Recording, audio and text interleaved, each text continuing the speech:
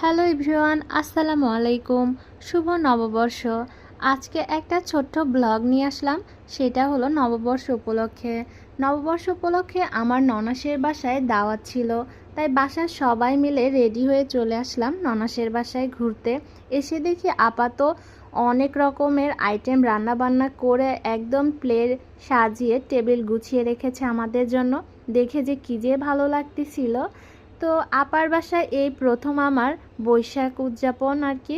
এসে দেখি আপা অনেক সুন্দর করে শাড়ি পরে একদম পরিপাটি হয়ে রান্না বান্না শেষ করে আমাদের জন্য অপেক্ষা করছে। তো যাই হোক, এই তো গরুর মাংস, ইলিশ মাছ, তারপরে আপনার আলু ভর্তা, বেগুন ভর্তা, ডাল ভর্তা, তারপরে কালো জিরা ভর্তা, আরও অনেক রকমের ভর্তা, পেঁয়াজ, কাঁচামরিচ।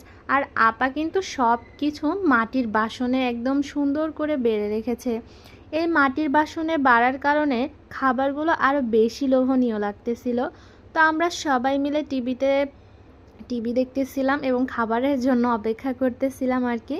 তো আপা এদিকে সব কিছু খুব সুন্দর করে গুছিয়ে নিচ্ছিলেন। আপার রান্নার হাত জাস্ট অসাধারণ।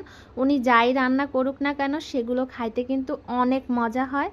আর এই যে 2 হাঁড়ি ভর্তি পান্তা ভাত আর ইলিশ মাছ, যেটা দেখে ভাবতেছিলাম কখন খাবো।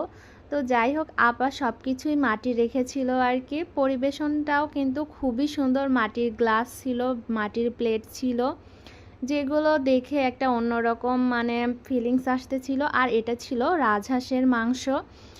এই রাজহাঁসের মাংস কিন্তু আমার খুবই ভালো লাগে। আমাদের গ্রামে যখন আম্মা রান্না করতো মাটির চুলায়, সেটাও কিন্তু অনেক মজা হতো। আর আপার রান্না তো বললামই একেবারে অসাধারণ। উনি যাই রান্না করুক না কেন সেটা কিন্তু অনেক মজা হয়। তো এই তো সবাই মিলে খেতে বসে গিয়েছি আর খাবার খাচ্ছিলাম আর আপার প্রশংসা করতেছিলাম যে এত মজা হয়েছে যা বলার বাহিরে। আর ভর্তা ভাত খাইতে কিন্তু এমনিতেই মজা লাগে। তো এরপরে খাওয়া দাওয়া শেষ করে আমরা সবাই মিলে গ্রুপ ফটো নিচ্ছিলাম। আর এটা হলো খাবারের ফটো আর কি। বৈশাখ উদযাপন এবার কিন্তু আমার অনেক ভালো কেটেছে। এটা আমি, আমার মেয়ে, এটা হচ্ছে আমার ভাসুরের ফ্যামিলি, এক ছেলে এক মেয়ে আর কি। আর ভাবি তো একদম সাদা পরি হয়ে আসছে। আর এটা আমি, আমার মেয়ে, আমার হাজব্যান্ড সবাই মিলে ছবি ওঠা শেষ করে আপার বাসা থেকে বিদায় নিলাম। এরপরে রিক্সাতে করে একটু ঘুরতেছিলাম। এখানে দেখি 4 নম্বর পার্কে অনেকে ঘুরতে আসছে। এরপরে চলে গিয়েছিলাম সারার স্কুলে। তো সারার স্কুলে বৈশাখ উপলক্ষে অনেক মেলার আয়োজন করা হয়েছিল। অনেকে অনেক স্টল দিয়েছে। এখানেও খুবই সুন্দরভাবে অনুষ্ঠান চলতেছিল আর কি। এ বছরের বৈশাখী